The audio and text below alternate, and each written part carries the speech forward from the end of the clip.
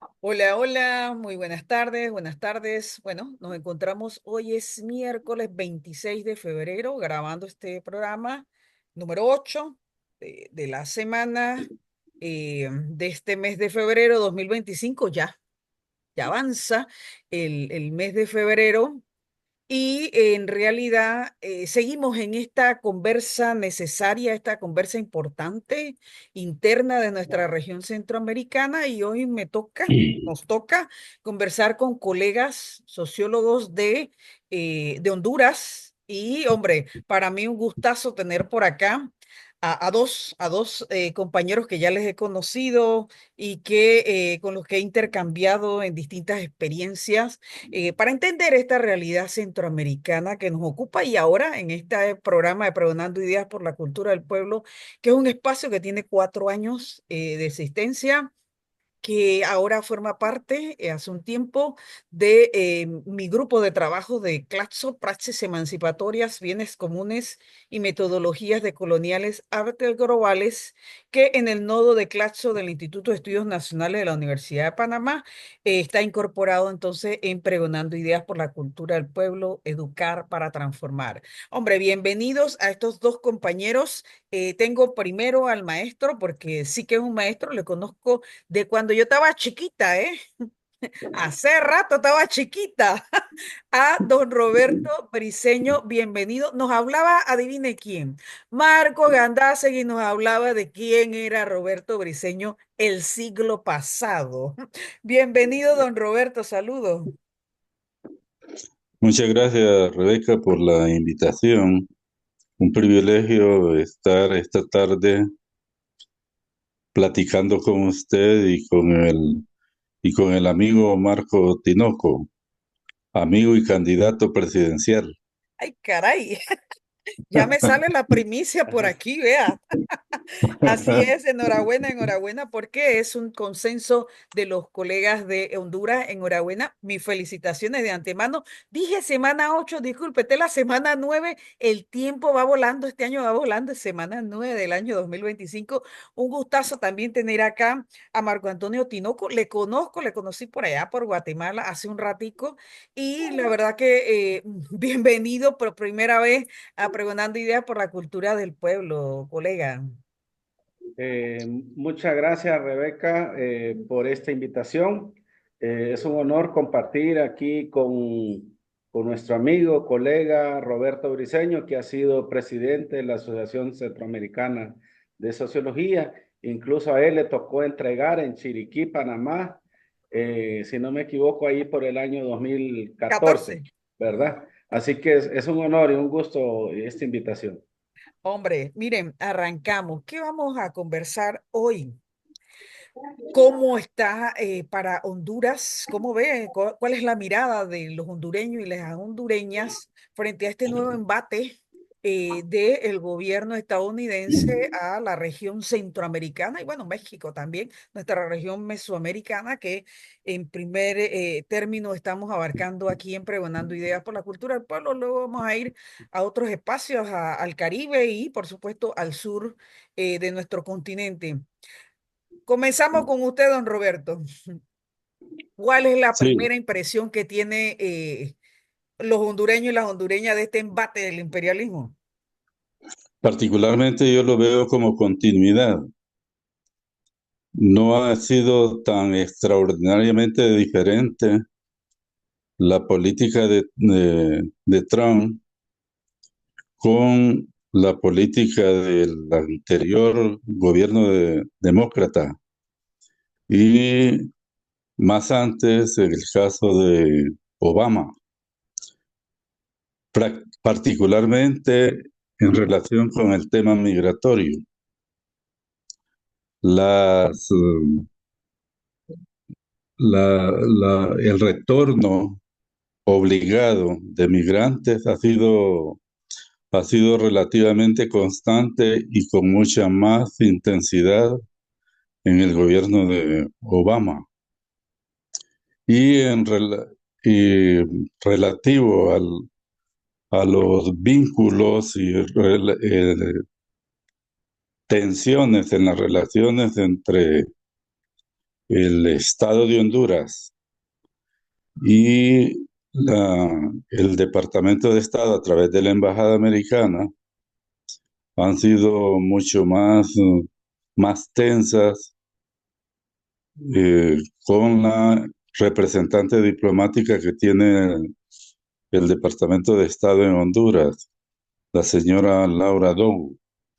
Esta embajadora interviene hasta en los asuntos micro y domésticos del país. Eso es frecuente.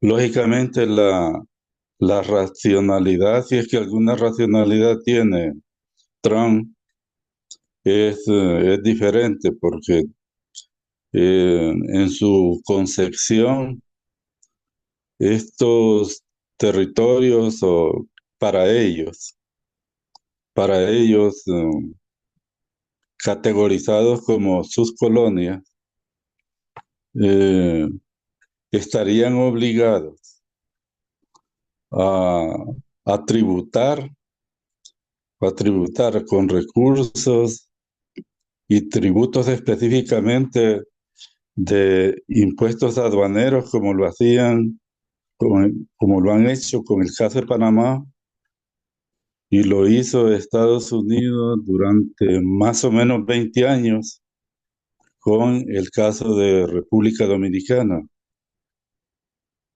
que se arrogó el derecho de apropiarse de los tributos aduaneros de la República Dominicana. En el caso hondureño, esta ha sido historia de más de un siglo.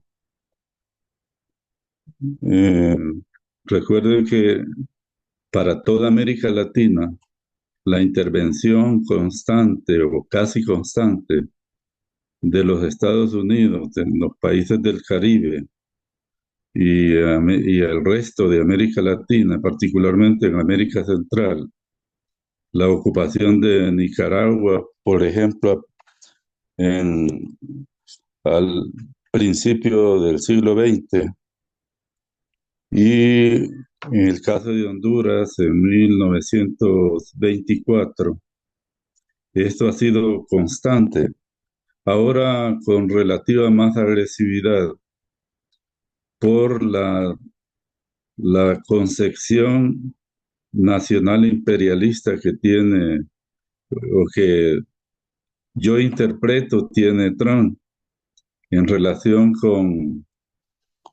con restaurar el antiguo imperialismo más declarado que latente en relación con los países que para ellos son subalternos o probablemente los conciben como colonias, como sus colonias. Entonces, eh, concluyendo esta parte, yo no veo tan diferente la relación del gobierno de los Estados Unidos con el actual gobierno de Honduras, que ha estado sorteando la política exterior entre la autonomía y el equilibrio en las relaciones con Estados Unidos y ahora también con la China popular, que es en contraposición a, a las expectativas de Estados Unidos en el control de la política exterior de este país, el caso hondureño particularmente. Sí, sí. Mira, Barcos, bienvenido. Como bien lo apuntala el maestro Roberto, pareciera que no estuviéramos, caso Honduras, caso Panamá y de hecho toda la región, que no estuviéramos en un escenario desconocido. En eso coincido con el amigo Roberto Briceño, pero tenemos algunas connotaciones y aquí acaba de dejarnos un elemento para la discusión el fenómeno de China en nuestra región centroamericana. Y por ahí parto contigo, Marco, ¿cómo interpretar esta nueva postura dura de los Estados Unidos hacia Centroamérica y concretamente a Honduras? ¿Cómo lo vemos? Bueno, coincido con el colega el colega Briceño, que la relación en los últimos años ya en el gobierno de la presidenta Castro, Xiomara Castro, ha sido tensa con la embajadora, con la embajada de Estados Unidos en Honduras.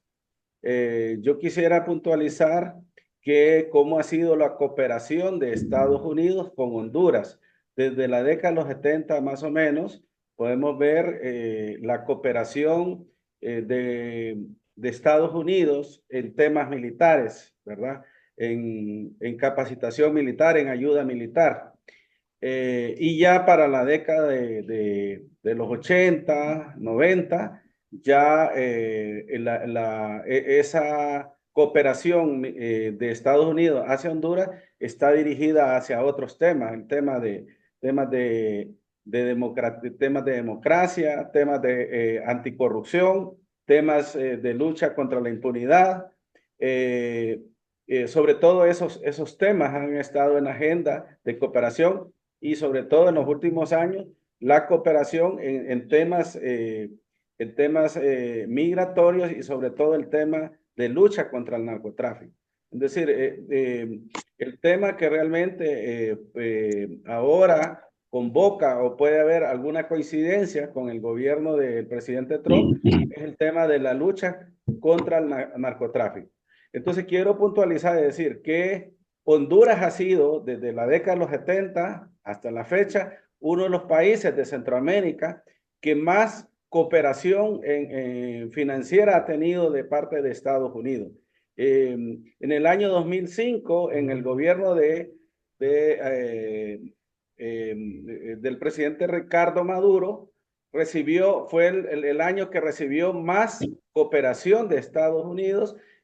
Aproximadamente más del 40% de la cooperación dirigida hacia los demás países de Centroamérica era dirigida a Honduras, ¿no? Y Honduras recibió fondos le llaman la cuenta del milenio, ¿verdad? Entonces, pero ya para el año 2009 se rompe ese control, es decir, Estados Unidos a través de esa cooperación ha tenido un control férreo sobre Honduras y con el golpe de Estado del 2009 se va rompiendo, ¿no? Ese control que tenía Estados Unidos sobre Honduras y en todos estos años pues ha ido perdiendo ese control Estados Unidos. Bueno, durante el gobierno del Partido Nacional, que fueron 12 años, mantuvo ese control, pero Estados Unidos fue perdiendo ese control y ya con la relación con Xiomara Castro ha tenido un tira y encoge, ¿no?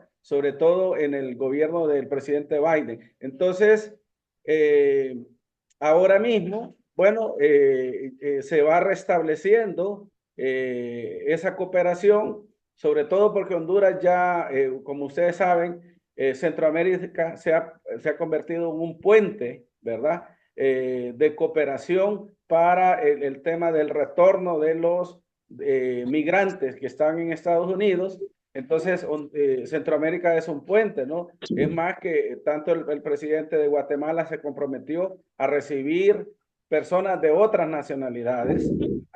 Lo mismo ha hecho El Salvador. El Salvador se ha presentado como el carcelero del mundo, ofreciendo cárceles.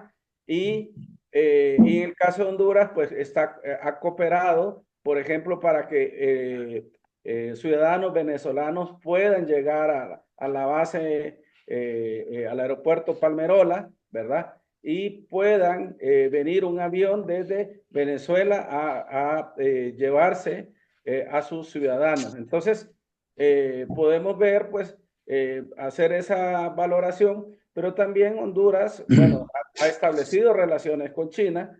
Estados Unidos no quiere perder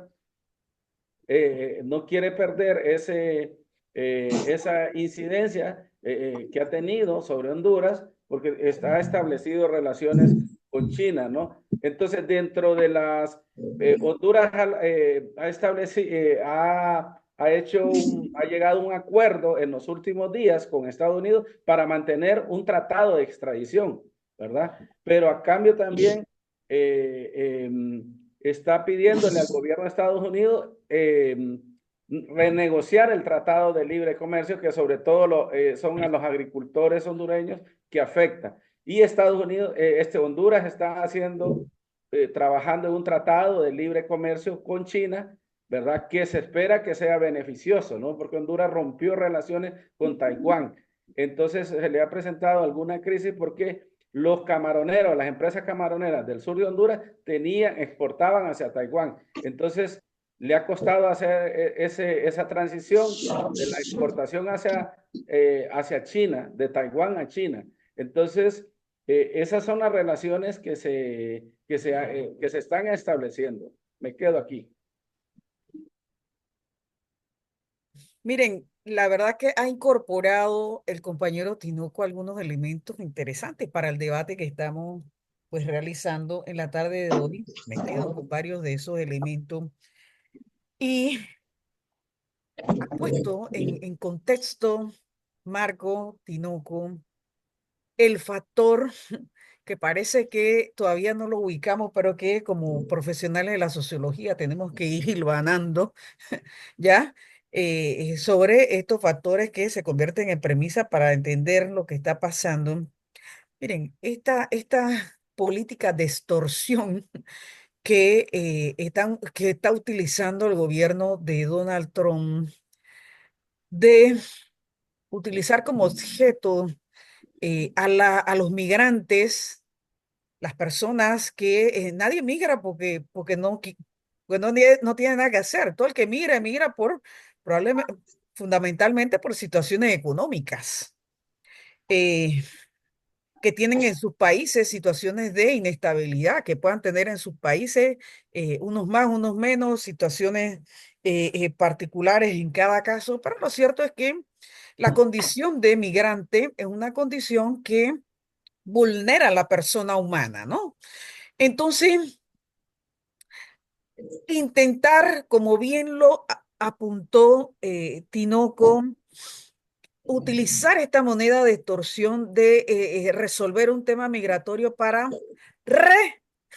reincorporar a la política exterior de los Estados Unidos en ese control hegemónico que ha ido perdiendo en el tiempo. Caso de Honduras, como lo acaba de explicar Marco Tinoco, pero que se aplica para toda la región, maestro Briceño. Vaya, como nosotros entendemos esta dinámica que nos está imponiendo los Estados Unidos.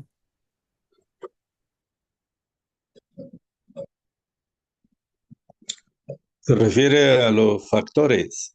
Sí, correcto. Bueno, en el caso de Centroamérica, eh, históricamente se valora que el interés fundamental de los Estados Unidos para el control regional es estratégico o geopolítico, más que por el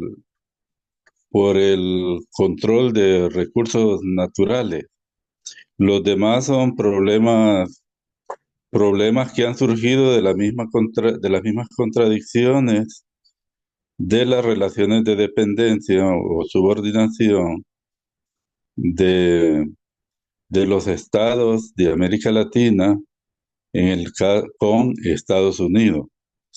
En un factor que se vuelve contradictorio es, y yo lo consideraba hace varios días, la presidenta de Honduras había planteado que solicitaría revisión del Tratado de Libre Comercio que fue suscrito en 2005, en el caso de Honduras con Estados Unidos. Eh, con las políticas de Trump, prácticamente está aboliendo el Tratado de Libre Comercio, cuando impone esas políticas arancelarias. El otro factor que Estados Unidos para Estados Unidos es estratégico es el control militar. Y en el caso de Honduras, el ejército de Honduras fue fundado como un ejército de ocupación desde 1954 para sostener las estrategias de hegemonía de Estados Unidos en la región, principalmente. El 54, por ejemplo, se funda el ejército y 2 años después hacen el primer golpe de Estado. En plena Guerra Fría, después hubo una secuencia de golpes de Estado militar y se impone también el control regional frente a los movimientos insurgentes en Centroamérica.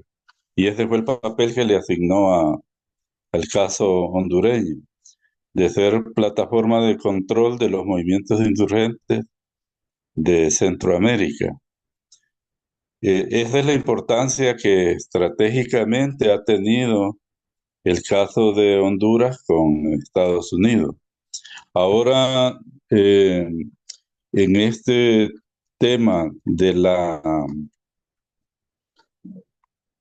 las tensiones que surgieron aparentemente por un hecho manifiesto del actual Estado Mayor de las Fuerzas Armadas y la Secretaría de Defensa, que visitaron un evento de maniobras militares en Venezuela.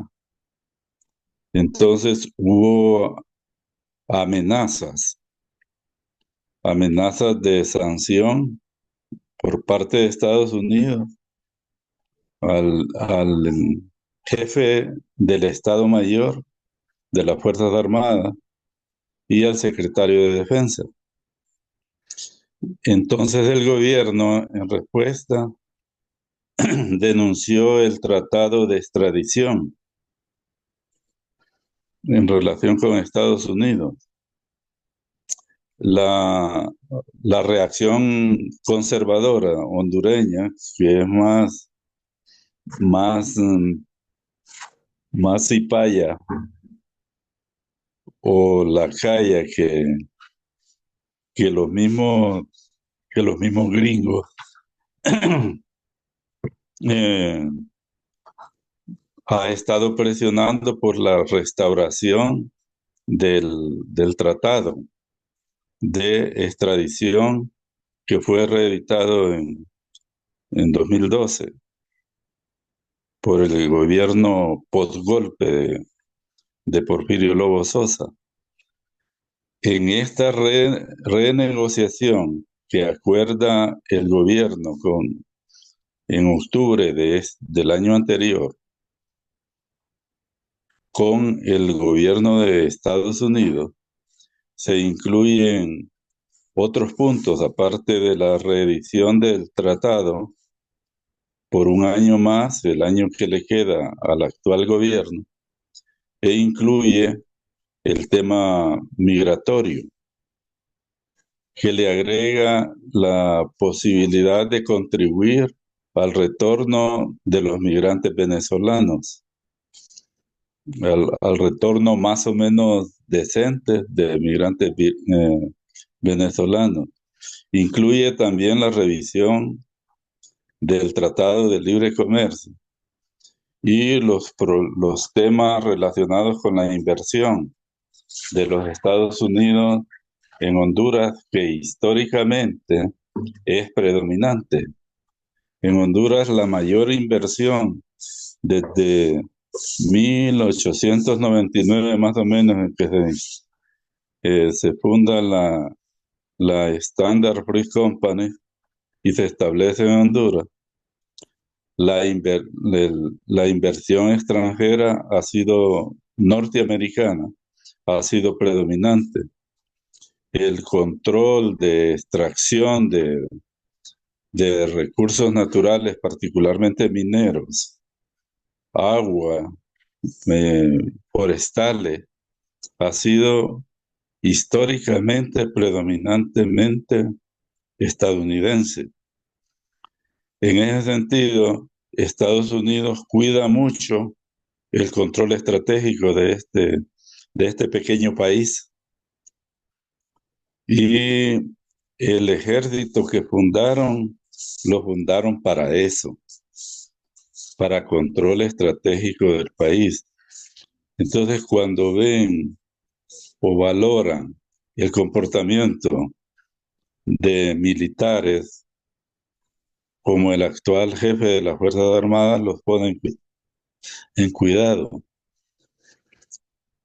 eh, con manifestaciones. Este elemento, y disculpe que lo interrumpa, este elemento que usted acaba de incorporar, que en cada país tiene un contexto particular, el tema de las Fuerzas Armadas. Bueno, en el caso de Panamá ya no tenemos ejército, sino que tenemos policía y, bueno, un Ministerio de Seguridad que también hay que ver con cuidado, ¿no? A qué intereses atienden, ¿no? Ese estamento del Estado.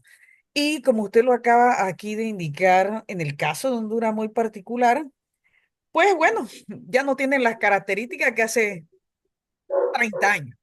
Es lo que usted no está exponiendo, pero mire, si contrastamos este elemento, este factor que usted nos acaba de incorporar con lo que dijo anteriormente Marco Tinoco, vaya, vamos haciendo el dibujo, vamos dibujando el escenario de dónde se encuentra Honduras hoy frente a la política exterior de Estados Unidos de, por un lado, atender en primer término, que eso no se dice, porque usted sabe que los medios de comunicación titulan lo que les dicen que titulen.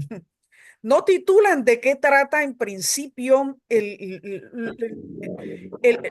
momento en el que nos encontramos. Nos encontramos en un momento de crisis estructural del modelo económico mundial, geopolítico, en el que la superpotencia, en este caso Estados Unidos, de lo que estamos hablando, se encuentra, ha llegado Trump el 20 de enero de este año y se ha encontrado con que los Estados Unidos como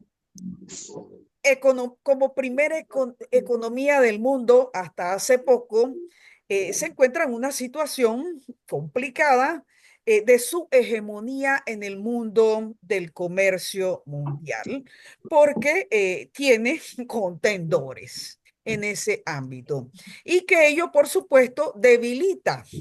Porque hay que decirlo, antes parecía, y sobre todo en el campo ideológico, que nosotros pues lo manejamos muy bien, y político también, y en el campo político, que la política se imponía de alguna manera a la economía y a las decisiones del mercado. Eso ya no funciona hace rato así, nosotros lo sabemos. Ahora las decisiones se toman en el ámbito económico y trascienden y se traslapan al mundo de lo político, ¿no? Que es en el momento en el que estamos. Entonces, en ese escenario que no se dice que de qué se trata esta disputa entre la debilidad en la que se encuentra la hegemonía de los Estados Unidos, la economía esa unipolar como la entendíamos hasta antes de ayer, y la llegada sí o sí de la inversión de China a nuestra región centroamericana, estamos hablando de Centroamérica.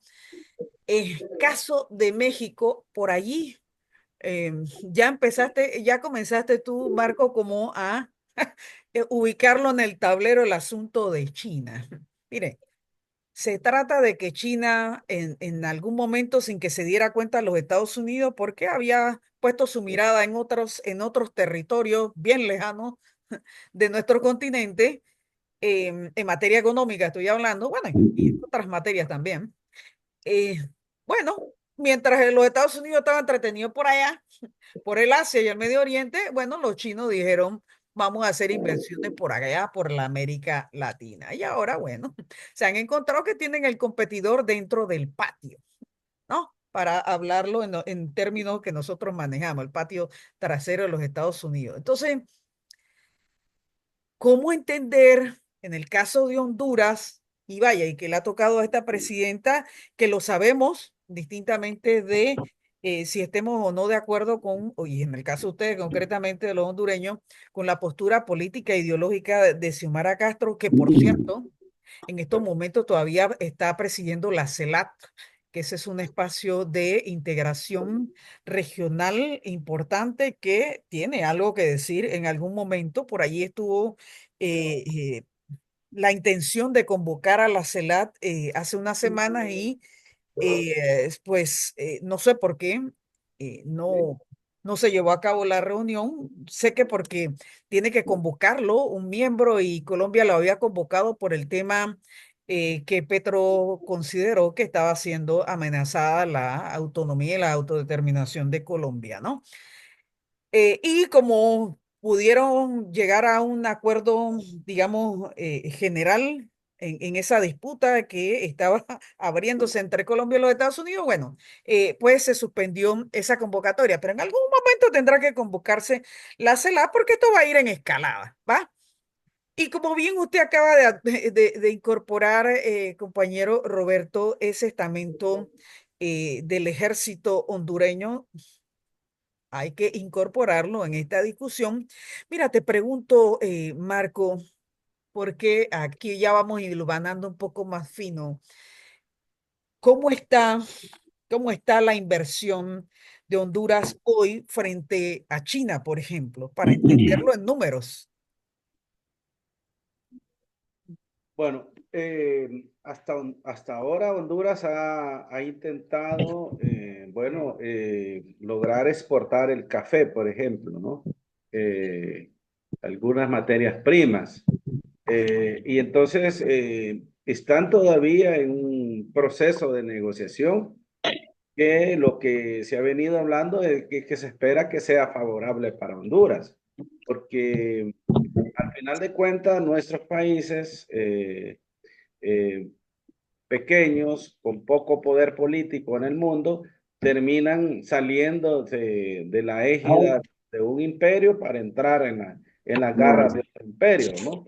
Entonces, en ese sentido, bueno, todavía no podemos valorar porque las relaciones se comienzan a establecer, ¿verdad? Entre China y Honduras, ¿verdad? Y Honduras tiene derecho, pues, a establecer relaciones con todos los países del mundo, independientemente de la ideología que pueda existir eh, y que, bueno, a Estados Unidos no le interesa, ¿verdad? Y por eso ha insistido en querer tener control del canal de Panamá, porque por la influencia que tiene China eh, sobre América Latina y realmente que la debilidad de Centroamérica, que no existe como una región política, porque no se ha podido avanzar mucho en la integración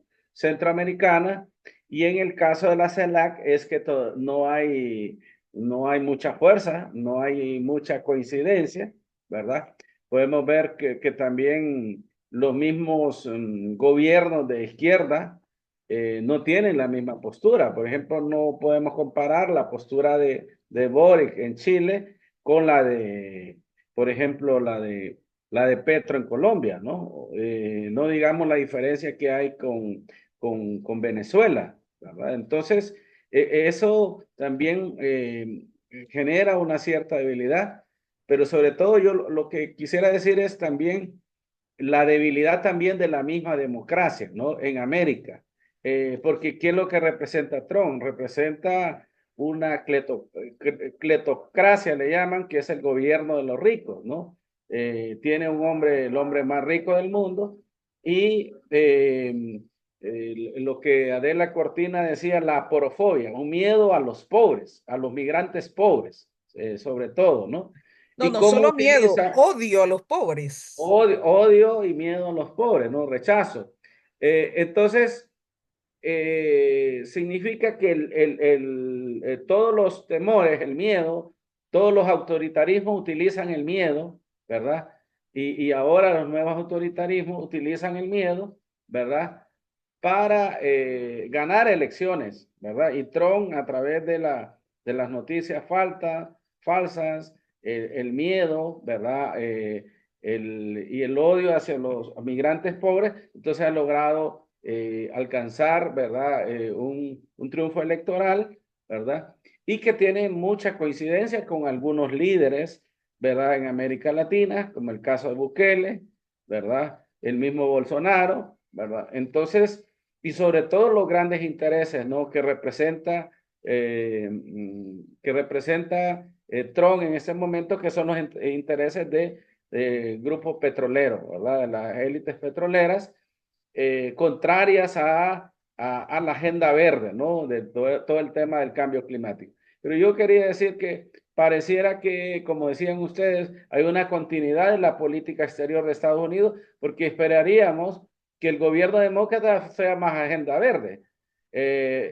Voy a decir que es verde hacia adentro, ¿verdad? En el tiempo de Biden, del gobierno del Partido Demócrata, pero hacia afuera, hacia el exterior, hacia los demás países, tiene otro color esa agenda, porque estaba revisando los datos de Naciones Unidas, decía que solo el 3% había invertido Estados Unidos, por ejemplo, en Honduras, en temas de cambio climático, en temas ambientales. Es decir, es muy poco, ¿verdad?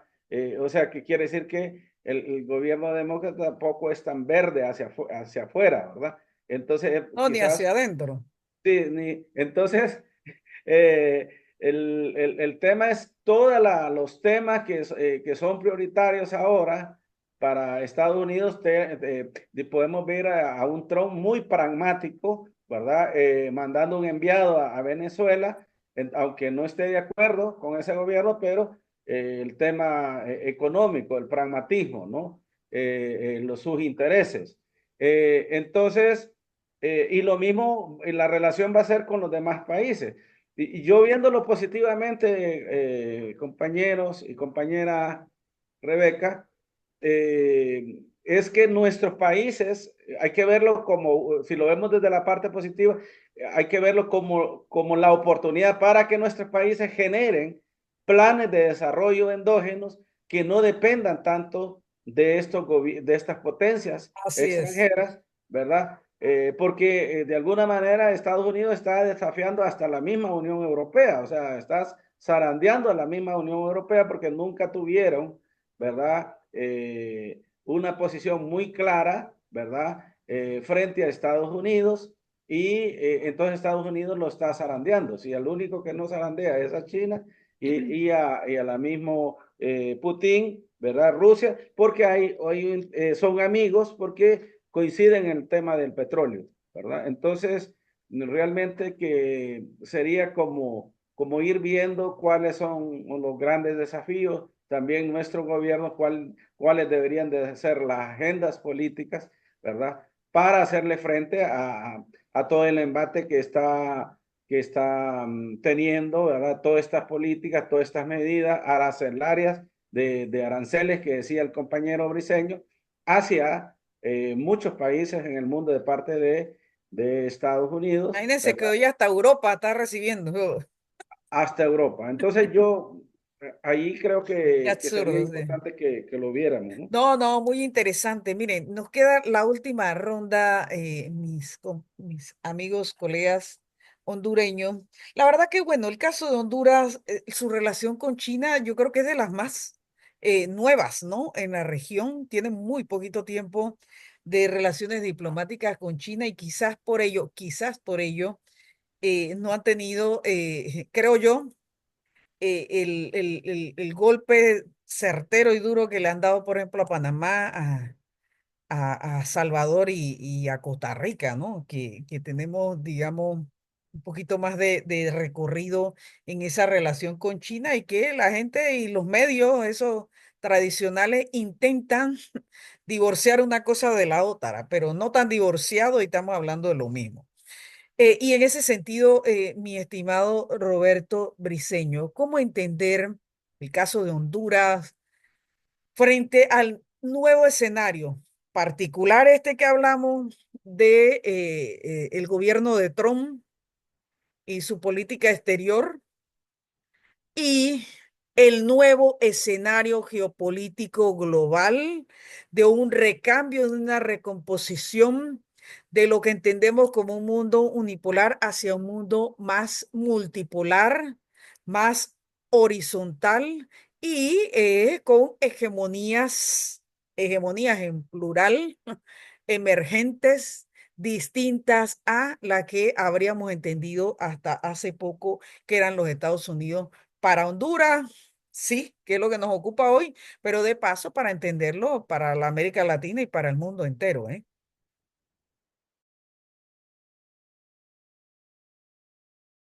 El micrófono, mi estimado Roberto. Hola.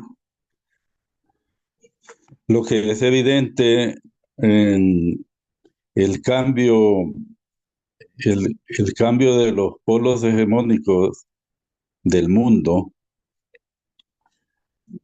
para gobiernos como los nuestros es que ganan relativa autonomía en relación con las tradicionales relaciones de subordinación que mantuvieron con Estados Unidos, particularmente en en el periodo de Guerra Fría y posteriormente.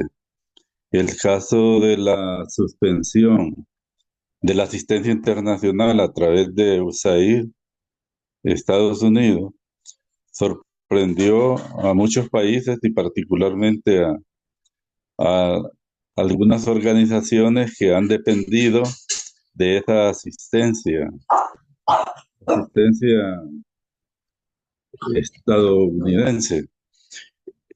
Le resulta una contradicción al mismo Estado imperial norteamericano, una contradicción al suspender la asistencia y la presencia de, de China en las relaciones con estos países y la tendencia a configurar nuevos polos hegemónicos regionales en el mundo. Eh, el caso de las relaciones, por ejemplo, con, con, con Panamá. Yo leía un comunicado del Senado en el que destaca el riesgo para Estados Unidos y para las relaciones Panamá-Estados Unidos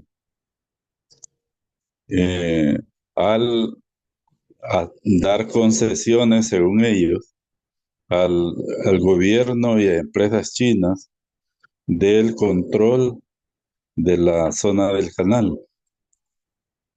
Lo ven ellos como una relación de dependencia.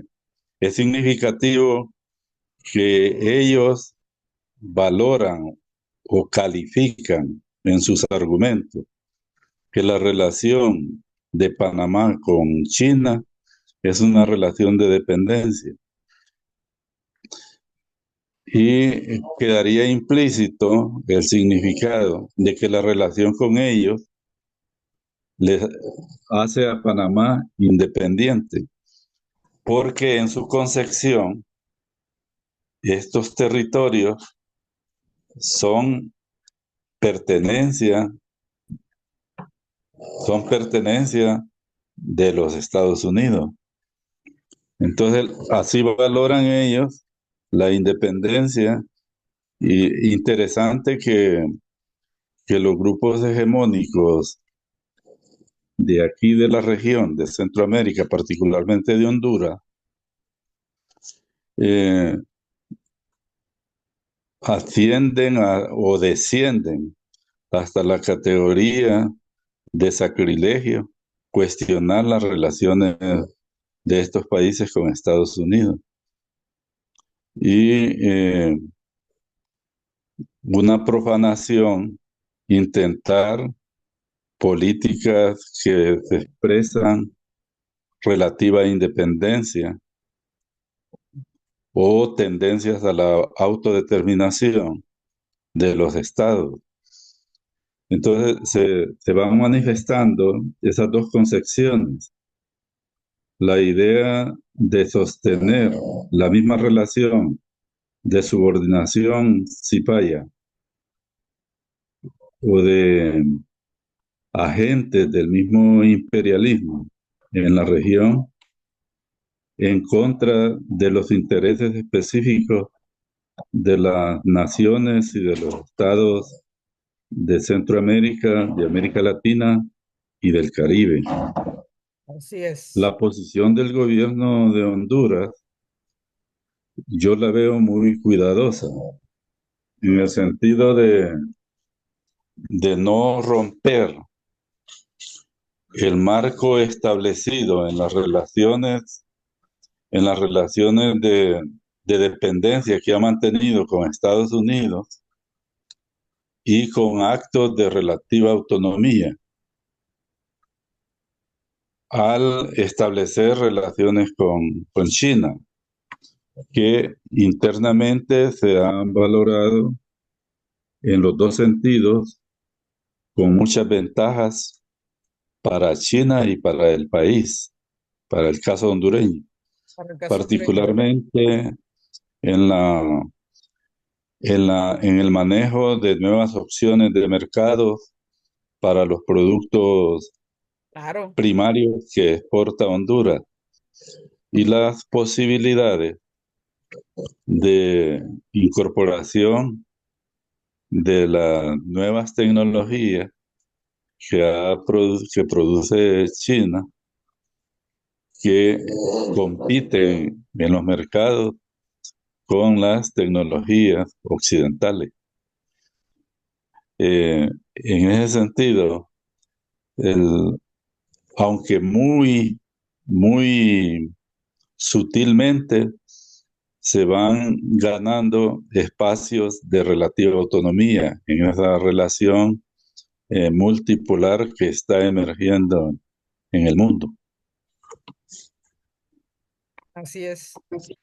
Un escenario interesante el que le tiene por delante Honduras y de paso toda la América Latina y por supuesto nuestra región, pero entendiendo los tiempos, ¿eh? Más allá de los temores, que sí, por aquí hablamos de miedos, más allá de los temores que podamos tener, estamos en el siglo XXI del conocimiento, el siglo XXI de la no vuelta atrás a qué es lo que evidentemente el gobierno este de Donald Trump, esta derecha que ha llegado al poder, cree que puede realmente alterar las libertades, los derechos, las conquistas que desde todos los sectores sociales y grupos humanos diversos, diversos, en Estados Unidos, en América Latina y en el mundo entero, se han logrado y se han garantizado en más de medio siglo. Entonces,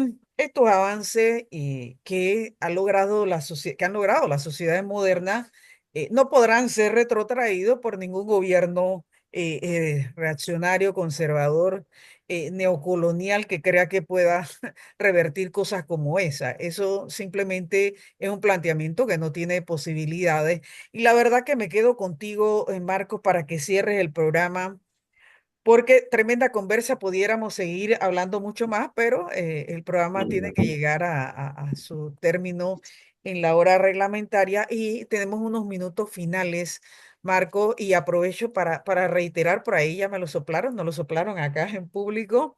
Enhorabuena por el ACAS, necesitamos reforzarnos, los profesionales de la sociología de nuestra región y confío 100% en que toda la comunidad académica e intelectual de Honduras asumirá este reto, bueno, encabezado por tu persona, Marco Tinoco, y por supuesto en el caso de Panamá y concretamente de la Asociación de Sociólogos y Sociólogas egresados de la Universidad de Panamá, la CEUD, al cual pertenezco, y que hoy por hoy, bueno, a partir del 25 de enero, También, oye, fecha esta, ¿no? A partir del 25 de enero de este año, pues soy la presidenta de mi asociación por primera vez. Así que bueno, me quedan retos por delante a mí y le quedan retos por delante a los profesionales de la sociología contigo, Marcos Tinoco, encabezando a la Asociación Centroamericana